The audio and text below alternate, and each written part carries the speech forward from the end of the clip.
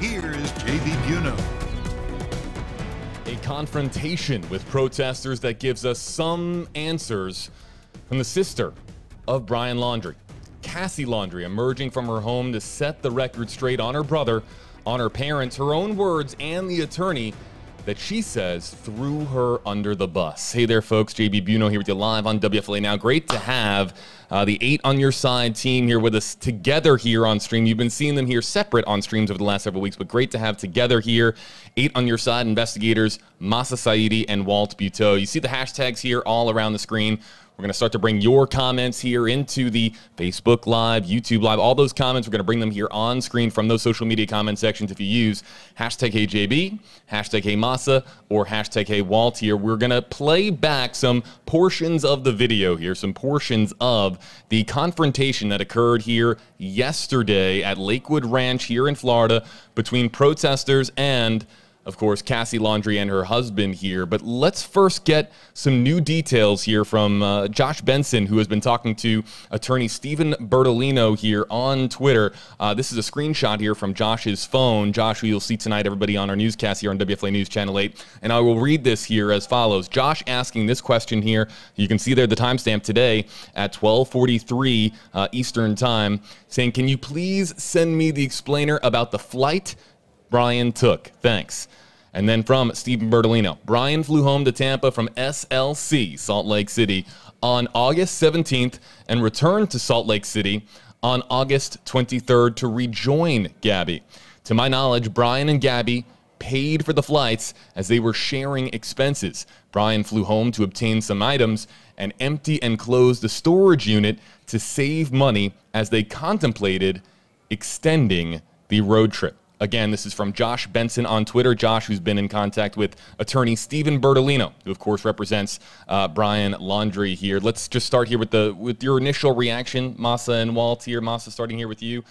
This is now new. The timeline here is getting filled in by the day.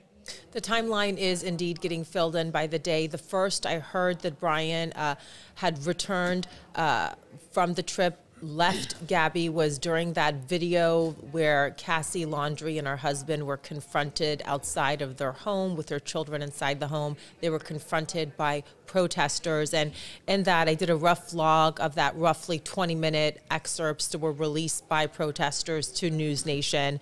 And the protesters asked, Brian flew back on the 17th, the dad paid for the ticket. And the sister said that she saw him on the trip. She confirmed that Brian flew back on the 17th, as the lawyer has now also confirmed as well.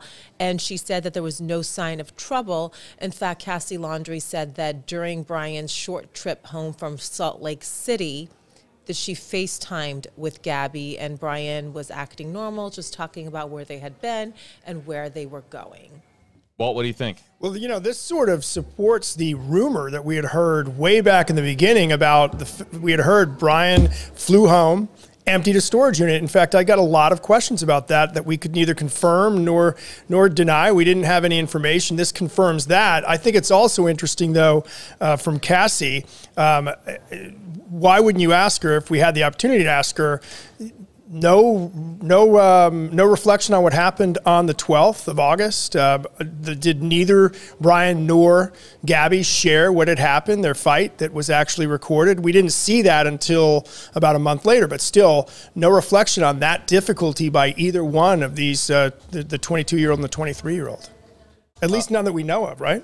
Right, and I'm just reading some of the hashtag HeyJB, hashtag HeyWalt, hashtag HeyMasa questions and comments that are coming in here. But I just want to point this out here for our viewers. Again, Brian Laundrie, Gabby Petito on a cross-country road trip. They get to Utah, Wyoming, that area of the country where, of course, near the area where the Moab incident occurred here. And Brian flies home solo on the 17th, back to Tampa for 6 days. Do I have that right there? Is that 6 total days 6 or there? 7 days. That's a long period of time to leave a cross-country road trip, go back home for some time. Your fiance is still there, and then you fly back, Masa. That's just, again, it just all seems like the timeline is getting filled in here, but it's not really answering all that many questions, or at least the questions that are most important. I think what this new information does is it just, again, as the days have gone by, we have gotten more and more information as more and more people have come forward, as some family members have talked, as we've gotten access to some records. We are just getting a more clear picture of, frankly, Gabby's last days and weeks alive. So I don't take any, I just take this at, face value. He flew home. Apparently there was a storage unit. The sister says, the protesters asked, did you know, where's the storage unit? Where's the storage unit? She said, I don't know where the storage unit is, but she said that they had a storage locker. And she said that she was not sure where it was. So this is, news to us that he had come back. And apparently the attorney saying that Brian and Gabby paid for that trip.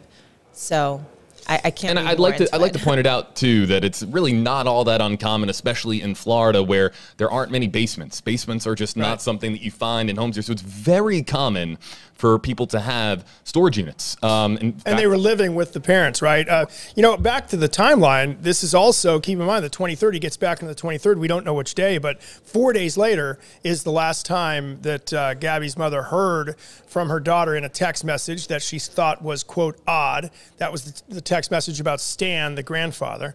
And it's also the last day the eyewitnesses saw them at the Tex-Mex restaurant in Jackson, Wyoming. Again, on the 27th, when they were apparently having some sort of fight where Brian reportedly, according to this eyewitness, got salty with a waitress. It's just 4 days later that this sort of starts to unravel. And then again, the time of death would seem to be, according to the feds, sometime between the 27th and the 30th, right? It could have happened early on the 30th, late on the 27th, or sometime in between, because that's when the credit card fraud charge, they said it followed her death, and that the cards were used on the 30th, 31st, and 1st. And they were also asking to speak with witnesses in the Spread Creek dispersed camping area from the 27th to the 30th as well. And my story tonight, I know that everyone who has been following this case very closely, you're familiar with the story of Hunter Manis. He ran into Brian, he says, he thinks, at a bar in Montana. I talked with him at length, and he told me what the FBI had told him, how that conversation went, as he recounted how he thought he had ran into Brian Laundrie. And again, that would be 3 days. If it was in fact Brian Laundrie, that would be 3 days after he flew from Tampa back to Salt Lake City, where that incident would have occurred. But he also tells me, Walt, that the FBI talked with him for about 40 minutes and got his statement, but they haven't been in touch with him since. Obviously they know more than they're telling us. There might be something about that eyewitness account that didn't add up to other things they know, but we'll find that out at some point, maybe days, maybe weeks down the road. Look for that story tonight from 8 on Your Side investigator Masa Saidi here on WFLA News Channel 8, and of course on WFLA.com. Speaking of WFLA.com, let me preface exactly how we're going to approach this next segment here, everybody, on WFLA Now. The full video is out. The full video, of course, of this exchange between Cassie Laundrie, her husband, and protesters here at the home in Lakewood Ranch. It's about roughly a 20-minute or so video. And again, you can find it right now on WFLA.com and the WFLA app. If you're joining us on Facebook, if you're joining us on YouTube, it's as simple as clicking on the link in the description on this video or in the pinned comment. It'll take you over to WFLA.com, the WFLA app, and you can watch it full for yourself here. But it's not as much of an interview as it is a confrontation here, where protesters, what we have here is a couple that is coming out of their home here thinking about their kids. And you're going to hear it here for yourself. Cassie Laundrie here saying, my kids are inside crying. They have been crying here, and they are just trying to bring some semblance of peace here to a situation here that has clearly just grown here to an exorbitant magnitude. So the protesters here are asking questions nonstop. They interject all the time here. It's really hard to hear what the conflicting audio here. They talk over each other. It's not a back and forth simple exchange here. It's very much here Cassie Laundrie trying to just play ball here and answer some questions and be transparent and be honest. And the protesters who were just firing question after question after question after question. So what we did was, you can watch the full thing for yourself on WFLA.com, the full video here. But what we did is we took out some snippets here, some moments here that are of tremendous value here to us finding out more about the timeline, about what happened to Gabby Petito, about what happened with Brian Laundrie on his trip home to Florida here. So we're going to play that back here for you, and we're going to stop it here in certain moments and have a conversation here with our audience. And yes, we are going to be featuring your hashtag HAB, hashtag HWalt, hashtag HMASA comments here. And we'll start here with this one here on screen from Vanna Maddox, hashtag HAB. Don't you find it weird that she says her parents are not even talking to her? These are things that we're going to start to discuss here. So file in your hashtag HAB, hashtag HMASA, hashtag HWalt comments and questions here, and we'll feature them here as we continue to listen in here. So let's get right into this here, you guys. Masa, Walt, I'm going to keep you guys here on screen with myself. And what we're going to do is we're going to now play back a portion here of the video that we can, and we can all kind of listen in here to Cassie Laundrie, her husband, confronting protesters outside of the home here yesterday. That being October 4th, 2021 here in Lakewood Ranch. Let's take a listen. We have fully cooperated with the police since September 11th when they called. I did not say that I saw my brother. I said I haven't been able to speak to him in reference to the time when I was called by the police. Since that point, I haven't been able to speak to my brother. All right, so let's start here right there, Masa and Walt, because this is Cassie clarifying the contextual error that was made in the GMA interview from last month here. The GMA interview that she did where Good Morning America reported and ABC reported that she hadn't seen Brian since Brian came home to Florida on September 1st. But that was something that, again, if you watch it, and this is something that I pointed out on my WFLA JB Twitter account, this is something that was a contextual kind of misunderstanding here. There was a murkiness surrounding that question and that response that was kind of misrelayed by Good Morning America here, and she's clearing the air here, Masa, about that particular point here. She says she hasn't seen Brian since the Fort DeSoto. We'll get more into that here, but she hasn't seen Brian. It was contextually kind of a mistake. So she talked about that right at the top. She also talked about it 4 minutes and 30 seconds into the confrontation with protesters outside. And the GMA package that I watched and the story that I have discussed here on WFLA now, the package, the reporter's package said that she hadn't spoken with Brian Laundrie. So people are throwing around that she hadn't seen him. And what I have seen of GMA's reporting, GMA's reporter said that she hadn't spoken with her brother. And 4 minutes, 30 seconds in, Cassie clarified, and she claims that the transcript is out there from the full GMA interview. I have not pulled it. I'm sure many of your viewers are probably doing that right as we speak. But Cassie says that the interviewer asked, "What's the weirdest thing about this all?" And then she answered in response to that question, what's the weirdest thing? She said, "I haven't been able to speak with my brother." So she said that from the 11th forward, she was in Orlando on vacation, September 11th, when law enforcement contacted her, she hadn't been able to speak with her brother from that point. So that is, there was a lot of media bashing going on between the protesters that were confronting Cassie Laundrie and her husband towards the end, where they were all just very mad at the media for this. So that's what I take it. So my main points here are that the GMA interviewer said that she hadn't spoken, not that she hadn't seen, and that Cassie says that her comments were in response to a question about what's the weirdest thing about this. All right, let's continue playing here. Portions of this here. Walt, Masa, you can tell me. I've got the play and pause here, so if you want me to. One other point. This just goes to the dissecting of every syllable as we try to fill in all these blanks. Can I ask a question of either of you? I'm not sure I understand the difference or the relevance of the two. I spoke, I saw. What is the relevance? What are we worried about? And I have perhaps not followed that criticism, as Masa pointed out. What is the relevance of the difference between those two things? Okay, Masa. should I answer? Okay. Yeah. So the relevance, and right now I'm kind of being an attorney when I that's why I asked dissect you. it to Yeah. that point. Yep. The relevance is that she saw Brian on September 1st and that she saw Brian on September 6th. The GMA package said that she hadn't spoken to her brother.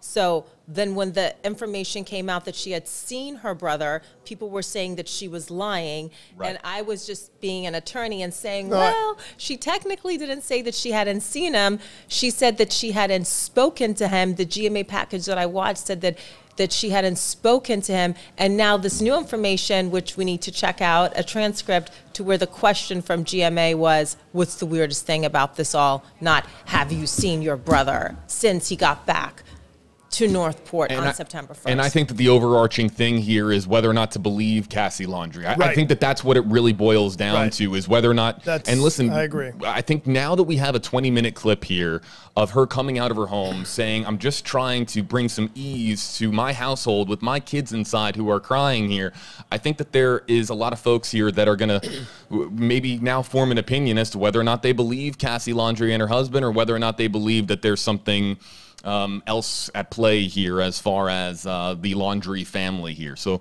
we're ready to continue playing here, ready to move on to the next portion? Sure. All right. What do you want us to do? We cooperate with the police. We're not supposed to talk to anybody, and you're making my children cry. Making my children cry. And this is why they came out of the home here. They were just trying to, again, these protesters being up and down the street here. They've had bullhorns. They have, of course, had signs that show Brian Laundrie's face with murderer in letters going from left to right across it. And quite frankly, let's again stay rooted in fact here, folks. Gabby Petito's death is a homicide investigation, and he is not at this time, at least publicly, from the FBI, not a suspect in her death. Of course, he is charged in a federal arrest warrant on the charge of use of unauthorized access devices. But these protesters have been going up and down the street there in Northport in front of the parents' home with this sign that says Brian Laundrie murderer. And we just, again, that just speaks to them not really being rooted in fact here with this case. But again, the full video on WFLA.com. Anything you two have to want to add there? I think it speaks to the great impatience that this case shows of the world right now, that we want it solved like a Law and Order episode, and it just doesn't work that way. We're talking about multiple jurisdictions. Moss's story reflects a third jurisdiction, right? Another place that the FBI had to go. I've gotten calls about him being up in Canada. I'm assuming those were checked out because those folks said they called the FBI. We had a report that I'm pretty sure is accurate, that he was spotted at a campground in southern Illinois where I used to work, and I called some people there, and they said they could not confirm nor deny they had talked to the FBI, which to me implies they talked to the FBI, because they would have said no, and that involved a gas station, and again, that potential use of that device as in the debit card. And we have Wyoming and multiple jurisdictions out there. It's a complicated case. It's simplified by the fact we get to see the beginning of this journey with two people who appear to be in love, and then we get to see this confrontation on the 12th, and now the timeline gets filled in. But the impatience is what this says to me about everybody wants the answers now, as opposed to letting law enforcement develop their case. Let's continue playing here. This next question being posed here, and this is the answer now. Was Brian with you on September 1st? Did he come to this house? He came to this house with my parents in their Mustang, not the van. I did not know that he took that van back. I found out the next day with everybody else. We are just as upset, frustrated, and heartbroken as everybody else. And I am losing my parents and my brother and my children's aunt and my future sister-in-law on top of this, and you're not helping. And she ends there, you're not helping. So again, back to this question here from the protesters. Why was Brian with you on September 1st? Did he come to the house? And according to Cassie Laundrie, yes, they were at this house in Lakewood Ranch with the Ford Mustang that, of course, we've been talking about over the last several weeks here. Masa Walt, who wants to hop in here on this response here from Cassie Laundrie. Yeah, I mean, she basically said that that her parents were planning on coming to the house anyway. They were going to surprise the children, that she didn't know that Brian was going to be there. And I think, again, people are more than likely reading into that. How could you not have talked about Gabby at that point. I think a lot of people probably want to know that, but I guess now from this timeline, we know by September 1st, according to the FBI, Gabby is dead by the 1st of September. And that Brian has allegedly, by the 1st of September, used a debit card that we can only presume is Gabby's. The FBI has not said that, but we presume it's Gabby's, and has used it on 3 occasions to spend more than $1,000, which, by the way, that's just a level of a charge. It could be way more than $1,000. It could be $1,100. It could be $2,000. It could be $20,000, whatever it could be. But we know that on the 1st, we now know that that Gabby was no longer with us. I want to, again, remind our audience here, 8 on your side investigators, Masa Saidi, Walt Petito, JB Buno here with you live. You can use hashtag AJB, hashtag AMasa, hashtag AWalt. We will be featuring your questions and your comments here once we get through the snippets here of this video here. But here's the thing. Brian flew home from Salt Lake City to Tampa, then goes back to Gabby, according to Stephen Bertolino and what we just found out here at the top of the stream here. And then all of a sudden, he's back in Tampa on September 1st. So I would imagine that if you're Cassie Laundrie here, you're thinking, wait, and she's almost making this face right now in the thumbnail, like, wait, weren't you just flew back. You just flew back to be with Gabby. You're back again. You're ping-ponging back and forth here between Salt Lake City, between Utah, Wyoming, and between Florida. You're home again?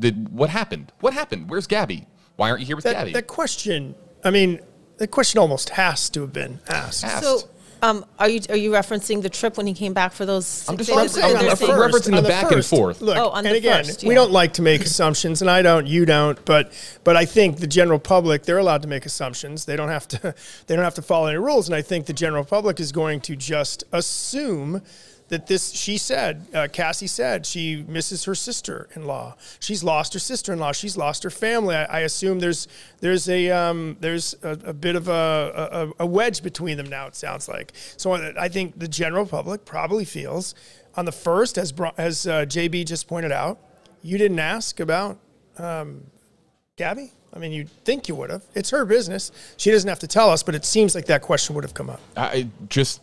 Again, they're engaged to be married. They're on this cross-country road trip. It's like, whenever somebody comes over to my house and they're maybe without their husband or wife, be like, oh, hey, where is this person? Plus, where are they? Where are they tonight? On the 27th, you flew back.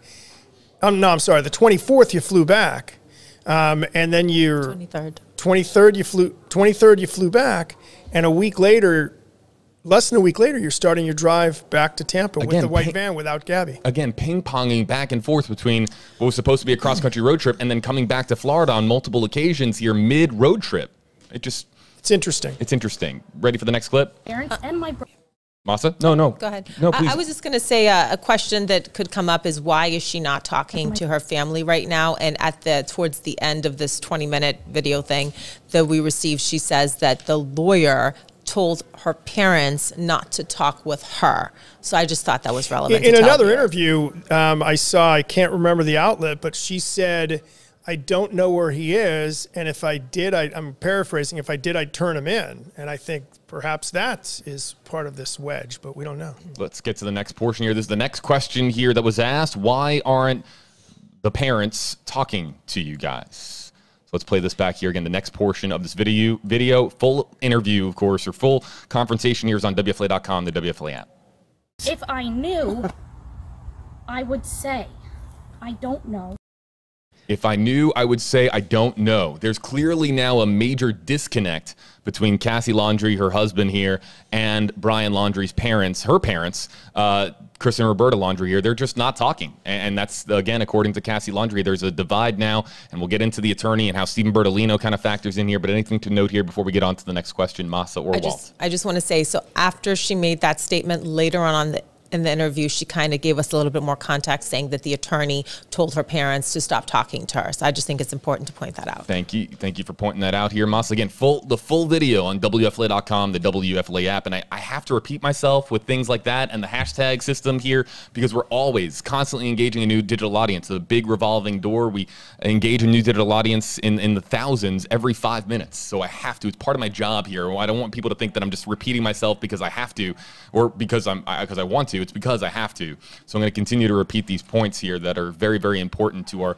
constantly newly emerging here digital audience here. Let's listen in. The next question, do you think the parents are involved? I don't know. We have literally been finding everything out with the news with like everybody else. My kids are upset. You're upsetting my neighbors, and all we want to do is let you guys know that we don't know. What happened? What did you guys do on the 6th? All right, so before this next question comes in, and it's about Fort DeSoto and the campground here, but Cassie Laundrie, Masa and Walt saying here that she is she's in the dark just like everybody else as far as these very important questions to the Gabby Petito and Brian Laundrie story here. The question there was, do you think your parents are involved, correct? Right. And it is an interesting answer. She says she doesn't know. It's not a no, it's an I don't know, which is an interesting answer, I think.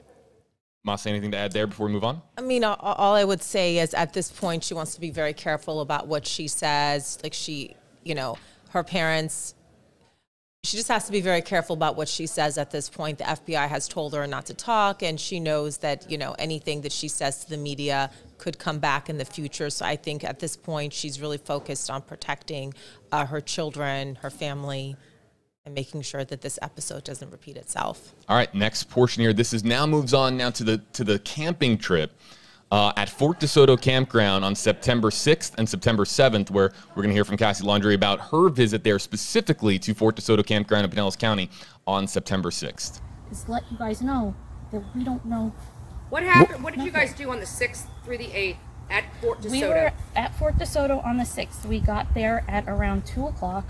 And we left around 8 because the kids had school the next day. On the 6th, we only stayed for about 6 hours. My mom, my dad, my brother. Would you guys be willing to go on? So her dad, And her brother. her mom, and her brother. Right, as really, I mean, this is what we've been finding out now, trickles of information coming out here, but confirming that they were there on September 6th, didn't stay into the 7th, but they were there on September 6th. Walt, Masa, anything to add here? Because we've been talking now about the Fort DeSoto camping trip here and how that is, of course, an interesting it's an interesting point on the timeline because Brian Laundrie returns home from this cross-country road trip. He's without his fiance, and a few days later, he and his family go camping.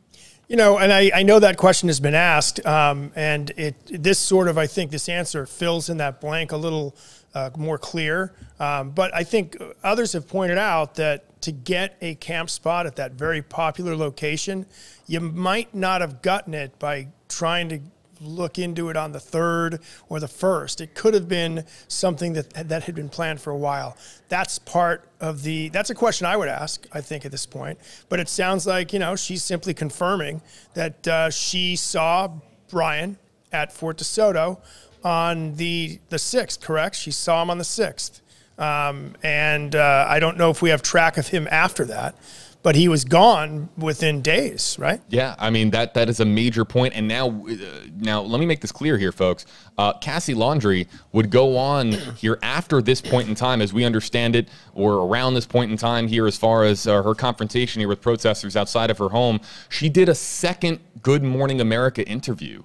And in that interview, shared a picture of Brian Laundrie with his nephew at the campsite on September 6th. So, Brian, we now have photo evidence now from Cassie Laundrie here that that Brian was at the campsite. He was, he was in fact there. There's photo evidence of it, and there with his nephew, and it's a picture of them right there on the water. And this is now another piece that people are just going to dissect and put under the microscope, Masa. Yeah, and I'm just I keep looking down because I'm referring to the log of this interview. Want to make sure I get everything perfectly right, but she gave an explanation. They were at Fort DeSoto on the 6th. They got there at 2 o'clock. They left at 8. Gabby incident, she claims, did not come up at all. The kids were around. They had s'mores. They had dinner. And that was that. And I kind of want to find out. I think she says after that she really did not talk with them after that. But let me double check that. Let me continue reading my log. And I know your listeners are going to have trouble with the claim that they didn't talk about Gabby. I would just think that, as would possibly investigators, that you didn't talk about Gabby at all. I mean, that's interesting. And this now on September 6th is 7 to 8 days after her death, according to the FBI. Yeah, from Jordan on Twitter, we'll take this hashtag HeyJB comment here from Twitter. From Jordan, hashtag HeyJB. If you got to talk to Cassie, what would you have asked her that the protesters or news hasn't? And it's exactly what we've all been talking about here. Gabby had to have been brought up. I would ask, how did Gabby not come up? You've mentioned that you loved her. She was like a sister, I think, in the first interview. I think she said she was like a sister to her. She missed her. I would ask her, how did Gabby not come up on the 1st or on the 6th? How did it not come up at all? How did you not ask? And it is referenced very, very briefly. It's referenced very briefly here in the clip. In the full 20-minute interview on WFLA.com, it's referenced very, very, very briefly, but it's not really addressed. And so my answer here to Jordan would be, I would stay on this point. This is all about Gabby. And I would stay with Cassie here, and I would say, Cassie, you had to have had conversations about Gabby Petito in the flight home from Salt Lake City, in the September 1st visit to this house here in the Ford Mustang, and in the camping trip. What was the common knowledge within the family as to why Gabby wasn't there? And that's the first thing. It's the first thing I would ask. And as reporters, the most important thing you do as a reporter is listen to the answer, right? Right. Because now here, if you don't get, and I've heard reporters not do that at news conferences. They ask a question, they let somebody slide without really answering it. You ask it again, and you ask it a third time, you ask it a fourth time, until I think it's better explained. And maybe they didn't talk about Gabby, but I think you have to clarify that. You have to stay on that thread, and you have to keep things 100% focused on what matters. And there've been in the clip, in the full 20-minute interview, there's all these ancillary questions that are asked here and there's some confusion based on some questions that were just kind of off base here. And you have to stay kind of very, very much rooted in the questions that matter. And that is the one that matters most to me. You had all of these encounters with your brother, ping-ponging back and forth between Wyoming, Utah, and Florida. Why wasn't the question, or what were you told as to why Gabby wasn't in Florida with her fiance, Brian Laundrie, at the time? So about 2 minutes in, the protesters ask, what were you guys doing at Fort DeSoto? In sum and substance, that was essentially what they asked. And she said, we had s'mores, we had dinner. And then a protester yells, did Brian say anything about Gabby? She says, Cassie responded, we had our kids there, nothing came up. And then another person said he didn't say anything about Gabby, and she responded, no. And she immediately transitioned to saying, we've told the FBI everything. The world does not need to know what the FBI knows, and that's why we're silent. And Masa, repeat the first few words of her response there one more time, because I want to hone in here on this for a second. Okay. So what were you guys doing at Fort DeSoto? They asked that in a longer way. We had s'mores. We had dinner. Did Brian say anything about Gabby? We had our kids there. Nothing came up. We had our kids there. Why is it inappropriate to ask about where their aunt is? So it's like it's not their aunt yet, and maybe good point. Thank you. They referred to her as Auntie Gabby. I could make all sorts of assumptions of why that wouldn't come up, all of which are not positive assumptions, so I'm not going to bring them up. There's a lot of reasons why you wouldn't want to talk about that in front of kids, because maybe, I'm not going to say unless you knew something about what happened between Gabby and Brian that you're just not disclosing to the public and not disclosing in a forum such as this. Right. And so why, again, I'm just going to ask this one more time. Why, when asked that question, why have that response? Why say that it was inappropriate with the kids there? Oh, the kids are here. We're not going to talk about Gabby.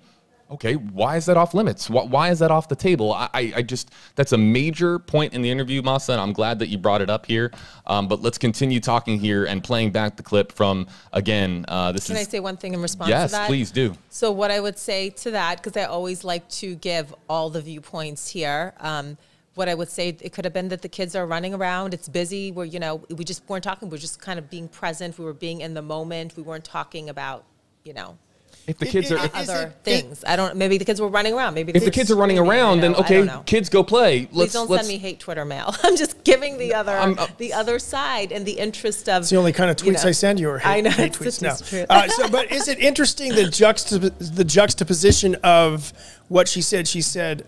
She's asked again, and does she say right after that I told everything? Yes, she transitioned immediately to that. Yep, that's kind of interesting. And you can listen for yourself. Go to 2 minutes into the clip. So she's asked about Gabby. She's asked. She says, "What were you guys doing at Fort DeSoto? Did you have a camper? What did you do? What'd you do?" And she said, "We had s'mores. We had dinner." Did Brian say? Hold on. Hold on. I want to just play it. Yes, just play that's it. That's the beauty of this one button I have here in front of us. Record to say that you would like your brother Brian The FBI Laundrie knows all this. They've known to this turn since. himself over. We had s'mores, we had dinner. Oh, I cut off. May I for just a moment? What?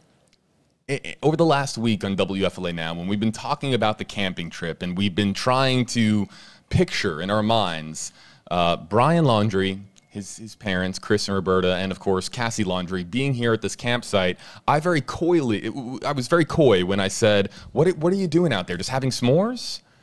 I said it multiple times, and our WFLA Now viewers that have been watching here over the last several weeks know that I kind of said that half-heartedly, like what as Gabby is out there missing or dead, you're going camping and you're just hanging out, making s'mores. She's dead at that point. Right, dead at that point. What we don't know is, and we don't know this, I know people think they know, we don't know if Brian knew that she was dead at that point. We don't know that. We don't know, but it just seems so leisurely of the family to just be hanging out, making s'mores, while meanwhile, up in New York, on Long Island, you have a family that is freaking out because they do not know where their daughter is. Were they freaking out on September 6th? I don't know if they're freaking out on the 6th. She said, Mrs. Schmidt said, after 8 or 9 days of not hearing from her, I think she said that on an interview on the 13th. That was her first news conference. So actually, if you do the math, she said 8 or 9 days of not hearing from her,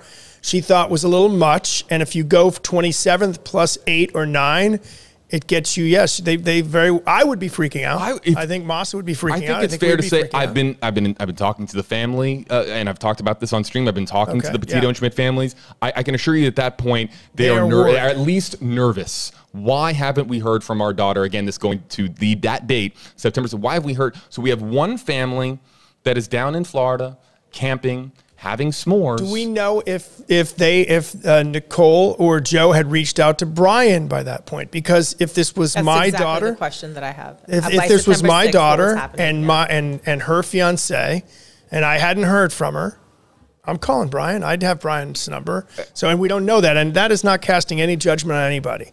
But at that, I believe if they had contacted him, he didn't respond, right? Because they said he'd never respond. It was radio silence in the estimations of Joe Petito, as far as them trying to get answers as to where Gabby was by reaching out to not just Brian Laundrie, but also to Brian Laundrie's family. So again, one more time, I'm just trying to just paint a picture for our audience here, folks. It's September 6th, 2021. Nicole Schmidt, Gabby's mom, Joseph Petito, Gabby's father, doesn't know where Gabby is, hasn't heard from Gabby in a considerable amount of time, many, many days. They are, at the very least, Walt and Masa, nervous. At the very least, they are nervous. Meanwhile, Brian Laundrie, Chris Laundrie, Roberta Laundrie, and Cassie Laundrie are making s'mores by the campfire. Now, we don't know what Chris, Roberta, and Cassie knew. Exactly. We don't know how open and honest. And so it's very easy. It's very easy for our audience and for really the public in general to vilify those three. But we don't know what Brian told his parents. We don't know what Brian told Cassie. We have a little bit of a better idea what Brian told Cassie because we're hearing here in this confrontation here some answers, and we've been hearing she's been the most vocal member of the family by far. One is missing. The other two, of course, are in their home in Northport. but we just don't know what did Brian say that something happened? Did Brian say that something didn't happen? Did Brian lie? These are all questions we don't know the answers to, but let's continue listening here. When the s'mores comment came out, I thought that we're living in a simulation, because I had been talking about were they just on the campsite, eating s'mores, having a good old American time on a Florida beach, enjoying a beautiful sunset here in the Gulf of Mexico, and yeah. Actually, that was, in fact, at least what was happening. And from what Cassie Laundrie has said at that point, that she had no knowledge that anything was amiss. So her having s'mores with her kids at the campground, based on her comments, it's up to the viewers if they want to believe her or not. That would not be, something horrific or outlandish or a reason for people to, vilify her. Let's keep playing the clip here, and we'll go now to the next question, next portion. Does not need to know what the FBI knows. That's why we're silent. They've asked us to not say anything, really. This is me coming out against them. My kids are upset. You're upsetting my children, who are very upset that they had to find out that their aunt died from you people screaming it at them from the house. I've not seen anybody after 8 o'clock on September 6th. I have. Okay, hold on. Let's poise to that previous point in time here. From you people screaming it at them from the house. Okay, so let's bring this up. Mas, I'm really, you being a former prosecutor in New York City, very intrigued, very just curious as to your perspective on this. The FBI has told Cassie Laundrie and her husband here to not speak, to not do exactly what they're doing right here in this clip, as far as addressing all of this here publicly. And they are. They're coming out of their home here. They are confronting these protesters. They want peace for their children inside the house, and they are going against the wills and wishes of the FBI here and speaking out here with, of course, cell phones rolling here. What can you speak to that sort of interesting dynamic as far as the FBI not wanting them to talk, and now, of course, we have this 20-minute clip? It's not just federal authorities. Anytime any agency is investigating anything, they want to be very careful about the information that is given to the media. They want to be able to control that. So they'll let you know what they want you to know if they need your help. Were you in the dispersed camping area in Bridger Teton National Forest? Sorry, I just messed up the name of that. But they release certain information that they want the public to know. So this is not just the FBI telling these people not to talk.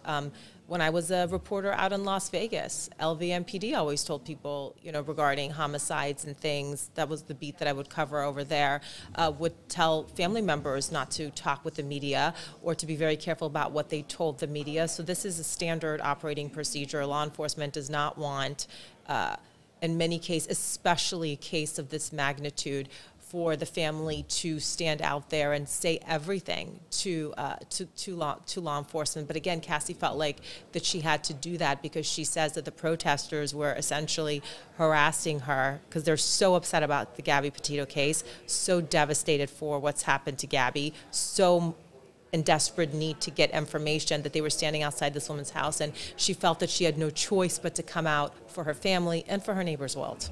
I think, and again, back to what Masa said, this is an old, this goes far before TV. This is in old crime novels, ancient crime, that the investigators don't want, as Masa said, they want to control the message because they don't want it to get back to a point where a suspect says, it reveals some detail that nobody knows in an interrogation process, and they don't want that suspect to be able to say, or that suspect's attorney to be able to say, oh, he heard that on TV. Oh, he heard that from a reporter. No, they want to control. They want to know exactly what's released so that when and if they're able to interrogate a suspect in a case, there is only so much out there, and the suspect may reveal something that was not released, and now it's incriminating. Yep. How'd you know that? Well, I don't know. Exactly. You were there, right? You were there, Mr. Suspect. With the cause of death, why don't we know the cause of death yet? That could be information that's being withheld purposefully to get him. Do you think they know the cause of death? I don't know. They haven't released it. Asa, very close to the vest here with that answer. Out of me. I think there's a possibility they know the cause of death, but that's exactly right. They know it. You wonder. They know they're sure it's a homicide, but how do they know that? what was obvious to them, or somewhat obvious to them, to call it a homicide. Let's continue playing the clip here because we've been slowly going through this because there's been so many intriguing points to make here for our audience. JB Buno, Masa Saidi, Walt Buteau. You can use any of the hashtags here on your screen. There are thousands of hashtag HJB, hashtag HMasa, hashtag HWalt questions and comments here. We're not going to be able to get to them all here, but as soon as we're done here, we've got another 60 seconds in this video. When we're done, guys, are you okay with us going rapid fire through as many as we can here to help out our audience? Let's try to do that. This is the next portion of the clip here. Again, Cassie Laundrie, her husband, coming out to confront here the protesters outside their home yesterday, October 4th, 2021. Seen anybody after 8 o'clock on September 6th. I have not spoken to my parents. Big right there. Okay, so Cassie Laundrie, they're saying, I haven't seen anybody since that September 6th encounter. Masa. Fort DeSoto, yeah. They walked off, they finished their dinner, finished their s'mores, walked off the Fort DeSoto campground, and she says, quote, again, that's why I'm looking down, I'm just reading, she says, I haven't seen anyone since that time, and she says, I've not spoken to my parents. Again, we know that's because the attorney allegedly told the parents to not talk with anyone, including Cassie. Yeah, so this is now a key point in time. I get asked all the time.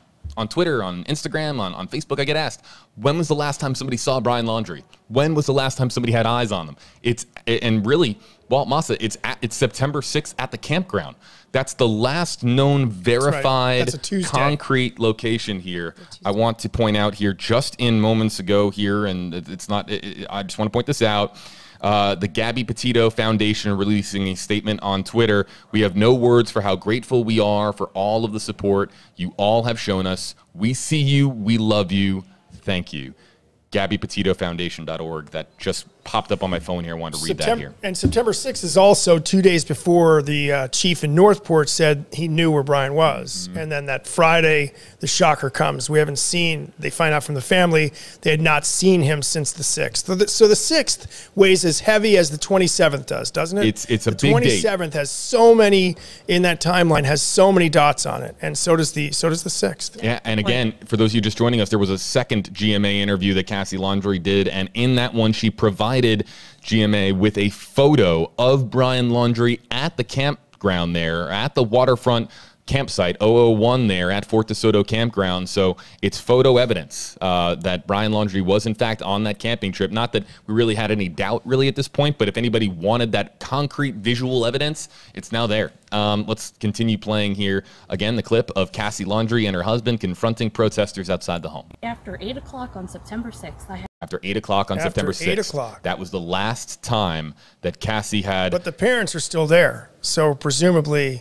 What happens? She left. She leaves. The she parents doesn't know are still what there. happened. She said she doesn't know if Brian stayed. She doesn't know. Parents presumably have said what happens after 8 o'clock if they've been asked, right? Because they did tell investigators we saw him on the 6th. Let's play back. There's 60 seconds left in this clip. Let's play it all back, and then we'll all break it down and take your hashtag AJB, hashtag HMasa, hashtag HWalt questions. I've not spoken to my parents. Do you know that she was missing when they went to Fort DeSoto? No. You didn't have September no clue 11th, that she was missing? the detective that was working with Gabby's mom called me up while we were on vacation. We were in Orlando. And then I called her back because we were eating dinner, and I told her everything she needs to know. We told them from day one that we were at Fort DeSoto with them on the 6th and that they came over here on the 1st. The police has known everything that's out there the whole time, from September 11th night on. That's when I became involved, and I knew nothing before that. We're not evil monsters were made out to be.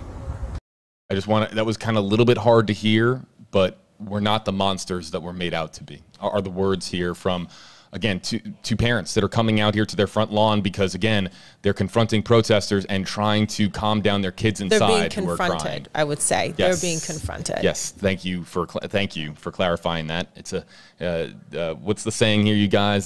Teamwork makes the stream work. Yeah. Right. Let's continue playing here. This is now on Brian flying home on September 17, 2021, which we just found out from, again, Stephen Bertolino, the attorney. More details here at the top of the stream, but let's listen in here about this. here on the 17th. I don't know what day he left.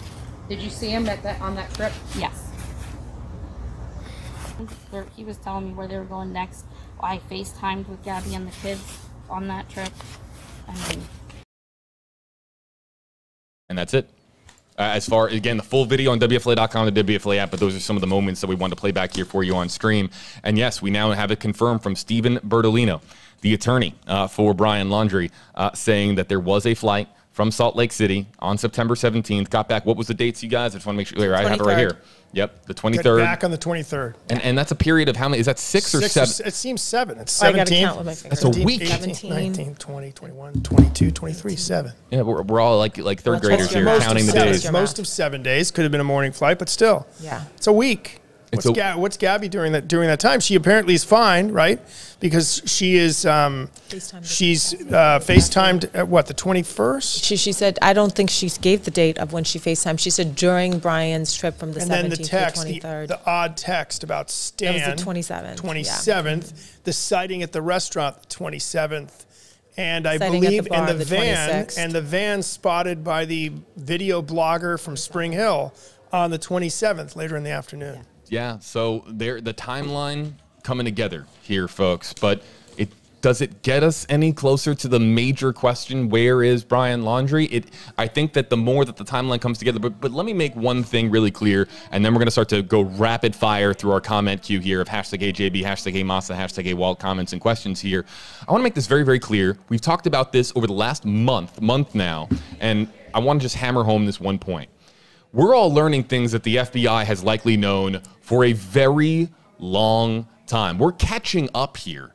So we're 3 weeks, you guys, behind the FBI as far as the information that they have received here, which means that right now, at this point in time, perhaps the FBI is 3 weeks ahead of us right now. So there's more information that could be coming out here in the days or weeks ahead that the FBI has just known for a considerable amount of time. It's ancient news to them. It's new to us, and it feels new and important to us. But this is all something that the FBI has had through interviews, official interviews conducted with individuals like Cassie Laundrie over, of course, the last several weeks. And from time to time, these FBI files are made public occasionally, and you see how, and it would be years before that happened, if it happened, and you see how huge their file is.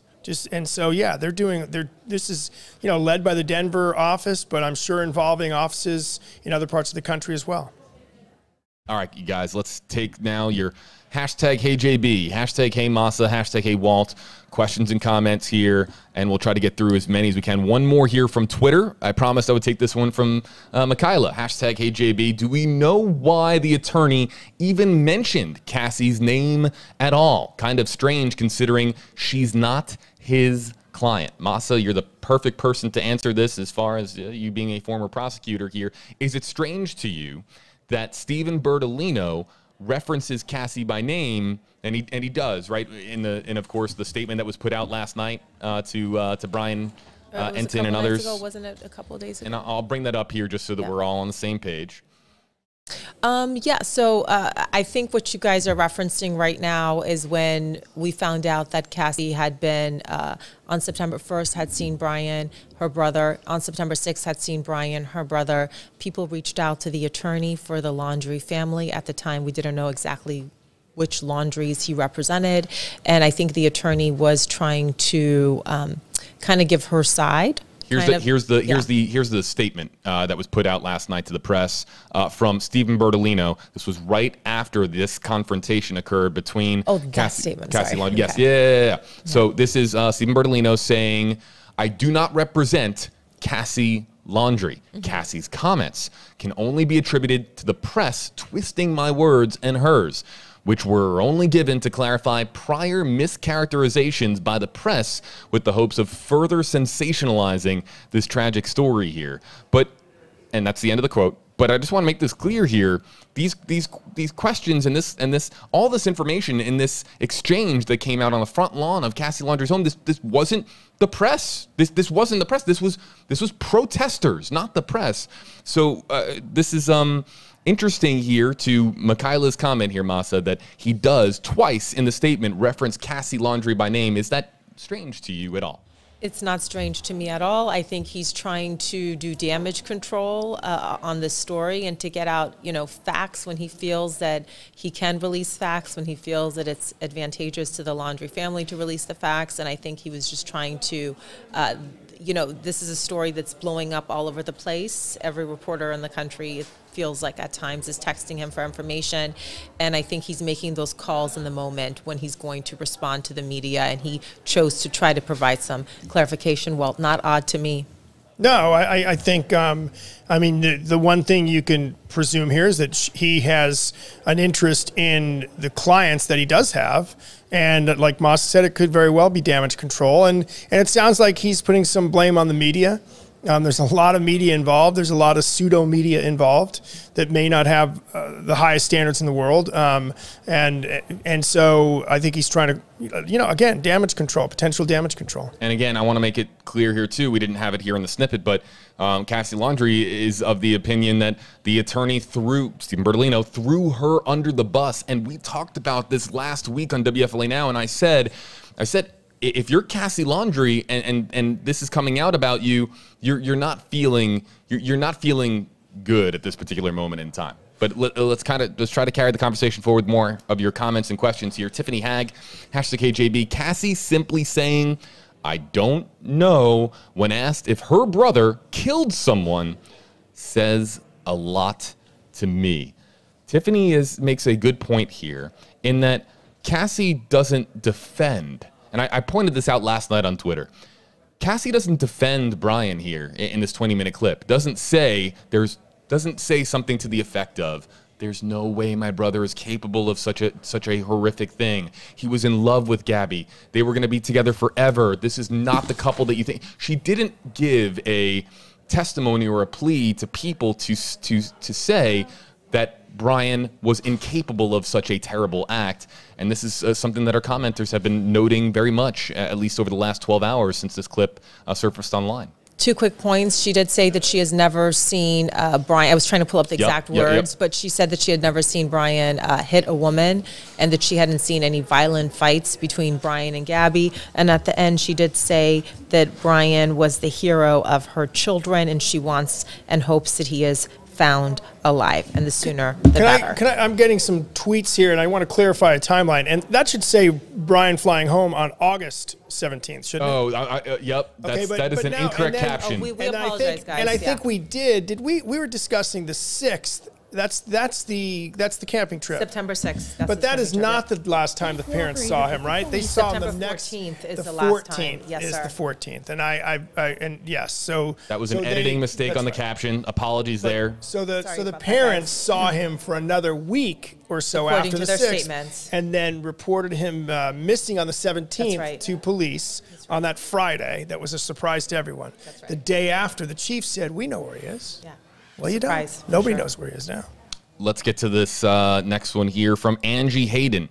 #KJB. Have the airlines confirmed that he actually flew home? Because I don't see Gabby's dad letting her stay all alone out there if they knew. Interesting comment here from Angie. Gabby Petito, 22 years old, staying out there in probably a very unfamiliar place to her. In Wyoming or in Utah or in Salt Lake City, all by herself. I think I'd be afraid. If it was my daughter, if it was my daughter, yeah. I mean, no, 100%. I'd be afraid for her. But I think even myself, in the middle of the woods, no lights, darkness, no help nearby, I'd be afraid. Good point. And we don't. She could have been likely. But she is 22. She could have been in a hotel room making posts or not making posts, but watching Netflix or, doing what a normal 22-year-old girl would do. But all alone there for nearly a week while your fiance flew home to Florida and you didn't go with your fiance to Florida and you're just kind of out there in a strange, unfamiliar place. I understand this comment here from Angie. Yes. Any additional words there? August 12th, she had told the officers on the body cam video that she didn't want to be left alone that night. So maybe that was just an emotional state she was in. But that's it. That's all I have to say. Joan Metcalf, #KJB. Have Brian's parents made any new statements? You saw them, everybody, just go like this, all simultaneously. Made old statements? I don't know if they've made any. Have they made any statements? It's just all been through Bertolino. Yeah. So no. Yeah, no. Does this now change the dynamic to where Bertolino says to Chris and Roberta, we need to clear the air here and we need to speak and we need to talk to the public at large, or it depends what we know about Bertolino. I know nothing about him other than this particular incident. There are attorneys who would say, don't talk, and by the way, don't talk. And there are attorneys who would say, you should get out there. Let's make a statement, right? You can read this while I'm next to you. That's right. So I don't know. I don't know that we don't know enough about Stephen Bertolino. We probably could Google some things and find out. We don't know why they picked him. Did they pick him because he's from the area where they are from? That's possible. But that could go either way about coaxing them. But it is a good point, right? Your daughter is saying this. Do you need to clarify? I'm very curious to see what happens here now. Is Cassie Laundrie, now that she's got the protesters off her lawn, and it did end with that, by the way. The protesters said, hey, we're gonna leave you be now. We're gonna let you go. And is Cassie Laundrie done telling her side of the story? Where does this go now from here? I'm going to guess no, because she's probably talked more than anyone else in this case. Even the parents of Gabby Petito, right? Yep. Multiple times, multiple headlines, right? From almost day one. Abby Palmer, #AJB. Let's find Brian this week. Okay. I'm glad someone from the family is speaking out. I echo this. I want Brian Laundrie found. We all want Brian Laundrie found. We want answers. Just want answers. Mary Niemeyer, #AJB. She didn't ask, where's Gabby? She was at their campsite for 6 hours. What did they talk about? This goes back to what you, me, and Masa, Walt, were just talking about here a short time ago. Just a few more questions in the queue here. But Mary saying, how was it not brought up for over a 6-hour camping visit? How do you not talk about Gabby? How do you not find out more? Right? 2 visits. The first and then the 6th. The first and then the ping-ponging back and forth. And how do you not talk? And it had to have come up. It had to have come up. Let me play devil's advocate, though. We're only reflecting on what maybe we would do with our sister or our brother, right? If it was my brothers, yeah, they'd probably know everything. If it was my sister, they'd probably know everything. But families are different. We don't really know anything about the relationship of this family. So maybe they don't talk about those sort of things. That's possible, but I think most people are wondering exactly what Mary Niemeyer is wondering. I'm a reporter. What did they talk about? I'm a reporter. I'm nosy. When I get together with family, I'm asking all the questions. Every question. It's annoying. It's annoying, right? You're annoying. I'm annoying. I definitely am. Right. And that took everything I had to hold back. Just no, it's true. I've had conversations with people. I'm naturally curious. Me too. I'm naturally curious, and I've said, I feel like, and I've heard people say, I feel like I'm being interviewed by a reporter. I said, well, I'm not. I'm just curious. I'm a very curious person. I will say that Cassie did say that she was 8-9 years apart from her brother. I can't find the exact statement. That's a good point. But she basically said, he's just a brother that I didn't hang out with that much in substance, something like that. That's she did possible. say that. A large Anything's possible. age gap there, but let me just throw it back the other way for a second. If I had a sibling, a loved one, that just went on a cross-country road trip and saw the United States. Me again, Walt, what you said, I'm a curious person. I'm asking my sibling about every spot. What was the best food you had? How much fun did you have with your wife? Oh my God, what was the best sight that you saw? What was fun? Were there challenges? Did you get a flat tire ever? Were you starving the whole time? And going back to that timeline, we are at this point on the 6th of September. We're using our hindsight. Gabby's not missing on the 6th of September. She's not reported missing. We don't know anything until the 11th. We haven't met the parents until the following week. So we don't know that. And so if you superimpose your hindsight on this, why didn't you ask? Because now we know on the 6th, Gabby had been sadly dead for about a week. What did they talk about for 6 hours? Allie Lines, #HJB, #HWalt. This is the final couple here. #HJB, #Walt. Do we know if they are still searching? And if so, do we know where? And we reported yesterday that the search had gone a little bit deeper into Carlton Reserve near Myakka River State Park. Search efforts ongoing there, still at the reserve. Until they say otherwise, there's a search going on at Carlton Reserve. Now, they could say at any moment, all right, we've wrapped up our search efforts here, but you have to remember that when they had boots on the ground there, and they do have boots on the ground, they said, we're committed to checking all 25,000 acres of this reserve. But you have to, if they're not searching there as much, then has the search shifted to a new area? And do they want us to know where that new area is? Right. 25,000 acres out there. 25, the size of a good-sized city out there. And so, yeah, I mean, and cameras. There are trail cameras. Have they seen something recently? I've reached out to the people last week who run the trail cameras. They said they were told not to talk about the trail cameras. So, along those lines, maybe they've seen something. Maybe that's why they're still there. We don't know. How about this last one? I'm very curious. I've had this one thrown my way on my WFLA JB, Facebook, Instagram, and Twitter a whole lot. So I'm so glad that we're able to finally answer this question here with two, again, of our 8 on your side investigators, and Masa being a former prosecutor. Jennifer Marie Cook, #HeyJB. If, and I have to prep, if this ends up going to trial, how will they ever find an impartial jury? Masa, you want to take this one first? They just will. You would try to move it out of the Tampa Bay area. You would, or wherever they might actually be in Wyoming. You would you could move to change the venue. You would have a really long process of questioning jurors. Voir dire. Yeah. Yep. And trying to find people that are going to be committed to and again, being impartial and listening to the facts.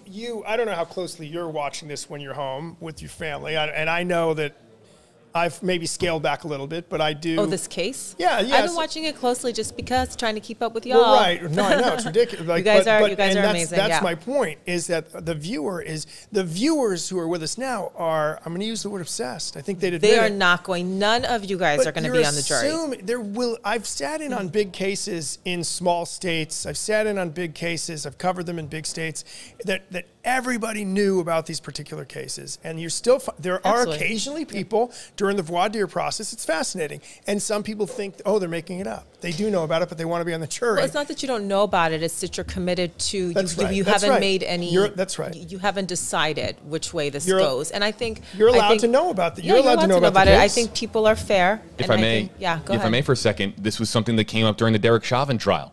Sure. The officer in the George Floyd case, right? I mean, we're talking about and the defense was arguing that the manic media and public attention had permeated the jury's minds, and that there was no way to find jurors that were completely obscure from all of the happenings and occurrences of what happened in this country with George Floyd and the aftermath of George Floyd. So it's very similar to that, in that, how do you find an impartial jury? But to Masa and Walt's point here, you just do. You find jurors that are going to be objective, and you, as I think Masa noted, you look outside of the Tampa Bay area and you look for folks that aren't. Well, what is the jurisdiction for this case? I was thinking about that. The jurisdiction is probably Wyoming at this point, because that's where the crime occurred. Right. Yeah. So, and if that's the case, is it a federal case?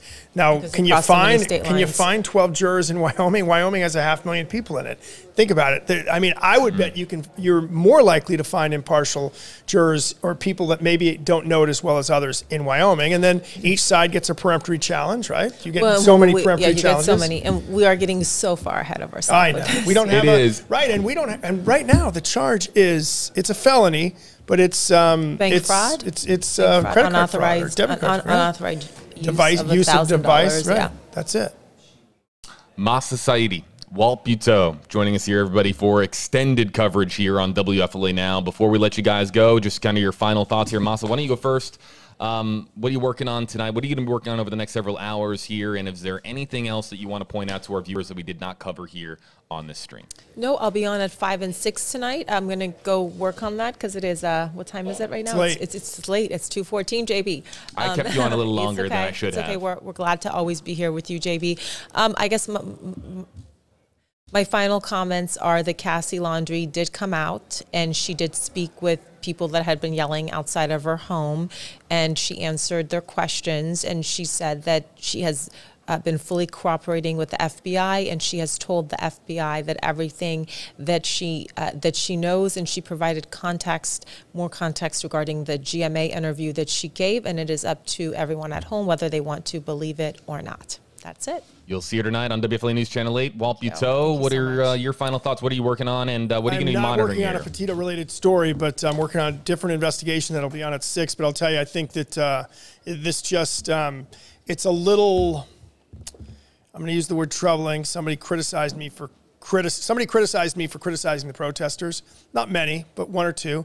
It's a little troubling that these folks were egged out of their house. They're not charged with anything. They're not suspected of anything by any law enforcement that we know of. They got egged on out of their house because of people with bullhorns on their street. People with bullhorns are allowed to be on that street, probably, unless it's a noise ordinance violation. But it is a little troubling about that. That's troubling. But they did offer some information and some insight that fills in the timeline, and I think that's appreciated. But they also have drawn the ire, it seems, of their parents' attorney at the same time. This sets a precedent now, and a couple here shouldn't be harassed into an interview.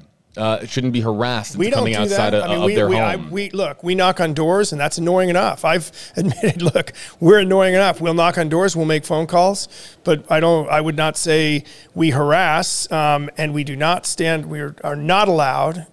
I guess we would be allowed, but we do not use bullhorns from the sidewalk to get people to talk. But and I would just that's what happened here. I would like to point out too that the year is 2021. Cassie Laundrie could have done an interview from the comfort of her own home inside from her couch, done it on Zoom. We do Zoom. Yeah. How many Zoom interviews do we do in this newsroom every day? A lot. A lot. We do Zoom interviews all the time because, of course, the pandemic, and it's just really accessible and an easy way to, of course, get somebody on camera no matter where they are in the world. Right. And Cassie could have done this, answered all of these questions without the constant back and forth and talking over her and interjecting, and there was a lot here that could have been much more civil, and there could have been more of a back and forth conversation. A investigator like Walt would have pressed on with a question about, why didn't you ask more questions about where Gabby was when you were with him on September 1st and on September 6th? Why wasn't that more specifically addressed? You just re-asked that question kindly, though. These questions were shouted at them. But again, I don't want to get in trouble on Twitter again or Facebook about. But I've said it before. I think that this is it's just sad that the family's being harassed when nothing's been proven at all, nothing's been implicated at all with these two individuals on the screen right there. 8 on your side, senior investigator Walt Petito joining us. Walt, thanks a lot. We'll see you soon. Okay, thank you. All right, back here with you live, everybody on WFLA Now, and just with the protesters have of course, their constitutional right to demonstrate, and they were having a conversation here, and we learned a lot here from we got a lot more clarification here as far as some of what Cassie Laundrie and her husband had to say here in this exchange that occurred quite literally on her front lawn here. So we were able to dissect some of that information. The tactics for which this interview was obtained are, let's just say, unorthodox, and I will just kind of leave it at that. Some are going to be, of course, say that it was very, very fortunate that we have this information now. Others are going to say that this was just crossing a line here, as far as these two coming out of their home saying that their kids are inside crying and we just want some peace here for our children. So I understand that there's going to be people out there that are going to see the value in getting information here in this way, and then others who are going to say that this just crossed the line. It crossed the line as far as the tactics that were used here to speak to Cassie Laundrie and her husband here, when in reality she did another interview with Good Morning America. She did another interview with ABC. And it didn't include all the constant interjecting. It didn't include all the constant speaking over her. And there would have been a more civil back and forth conversation here had it not been, of course, an exchange here with protesters here in Lakewood Ranch.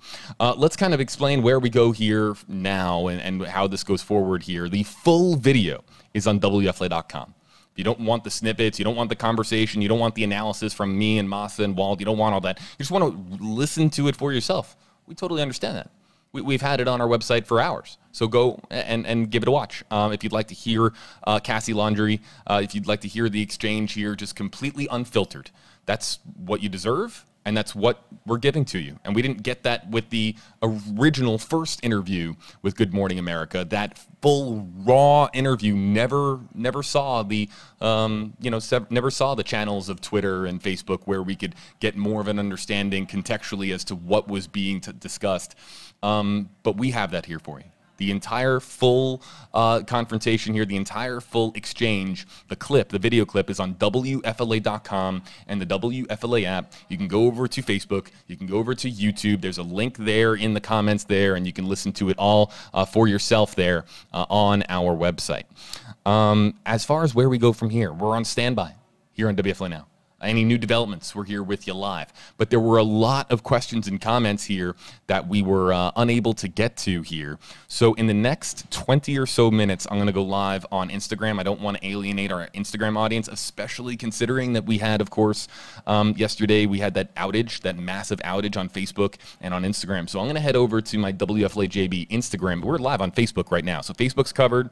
We've been bringing in your tweets. YouTube is covered. Hello there to YouTube. Hope everybody's having a good day out there on YouTube, and we're gonna now go live on Instagram. I'm gonna go live on Instagram on my WFLA JB Instagram account, take some more questions and comments, and if you follow me over there, I'll look for your hashtag HJB comments and questions over there so we can continue the conversation and do it with an audience. There's a lot of folks out there that just have Instagram and just use Instagram, so I would like to interact and engage with the audience there. That's coming your way in the next 20, maybe 25 minutes here, but let me explain. We're in standby mode on WFLA Now. We'll go live with any more new big developments here in the Brian Laundrie, Gabby Petito, Cassie Laundrie, Chris and Roberta Laundrie, this entire case, of course, this entire story. If there's any new developments, we're back here with you live on WFLA Now. And our article hub, all of the latest here on this story, it lives on WFLA.com and the WFLA app. Our award-winning team working around the clock. Always on, always cranking out content as far as the latest here on Gabby Petito and Brian Laundrie. You can find it in our article hub, including a full timeline that we'll have to update. I believe that we have been updating with these new developments on WFLA.com and the WFLA app. I'm heading over to my WFLA JB Instagram account. Give me a few minutes here just to get a drink of water, and I'll see you guys over there in a few minutes on my WFLA JB Instagram. And again, the latest for you on this story on Gabby Petito and Brian Laundrie on WFLA.com and the WFLA app.